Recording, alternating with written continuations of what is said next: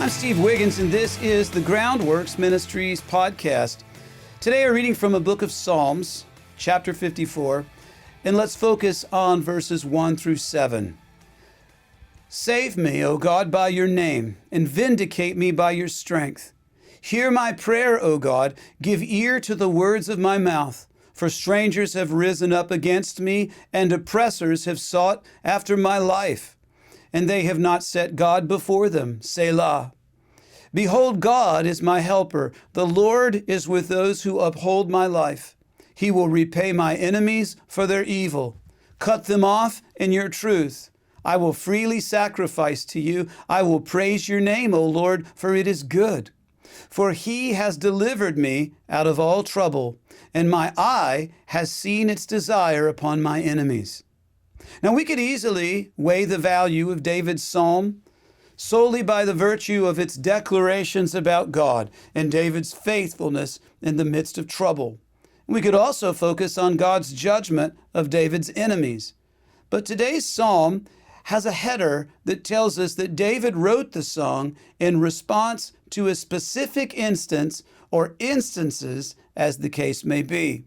And that header in my Bible reads, "To the chief musician with stringed instruments, a contemplation of David, when the Ziphites went and said to Saul, 'Is David not hiding with us?'"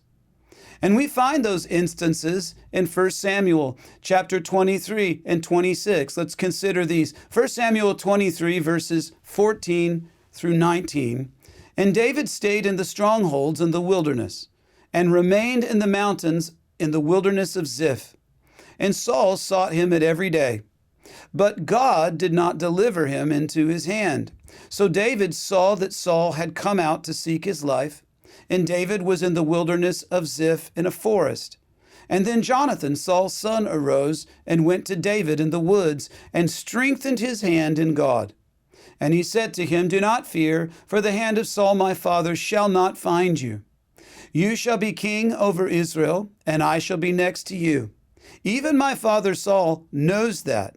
So the two of them made a covenant before the Lord, and David stayed in the woods, and Jonathan went to his own house. And then the Ziphites came up to Saul at Gibeah, saying, "Is David not hiding with us in the strongholds in the woods, in the hill of Hachilah, which is on the south of Jeshimon? Now therefore, O king, come down according to all the desire of your soul, to come down, and our part shall be to deliver him into the king's hand." Now consider 1 Samuel 26, verse 1. Now the Ziphites came to Saul at Gibeah, saying, "Is David not hiding in the hill of Hachilah opposite Jeshimon?" Now, there are two profoundly interesting things about both biblical instances where the Ziphites attempted to rat out David. Number one, God allowed David to escape and foiled the plans of his enemies. That's what's in today's psalm. Number two, God's deliverance of David set up situations where David also spared Saul's life. Now think about this. In both instances where the Ziphites sought to aid Saul in killing David, God used that situation to spare both David and Saul's lives. Now think of it. Both of his anointed kings were in God's sovereign grasp, even while one was trying to kill the other. Therefore, David's psalm takes on a different meaning through the filter of these accounts in 1 Samuel.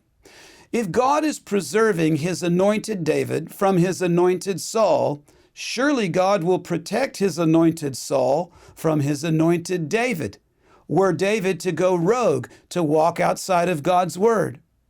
And David declares God is the judge, and the truth of his word will be the scale by which both of God's anointed are weighed. Therefore, it was by the word that David prevailed. What does that mean? It means he prevailed by the word, because when you live according to God's word, you don't have to worry about being the judge or being the avenger. The Lord takes care of it all. You just take care of seeking the Bible and living according to it.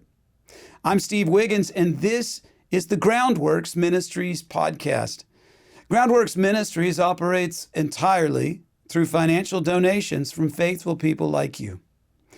And your giving to Groundworks Ministries really does go to transforming lives. Would you consider making a donation to Groundworks Ministries today?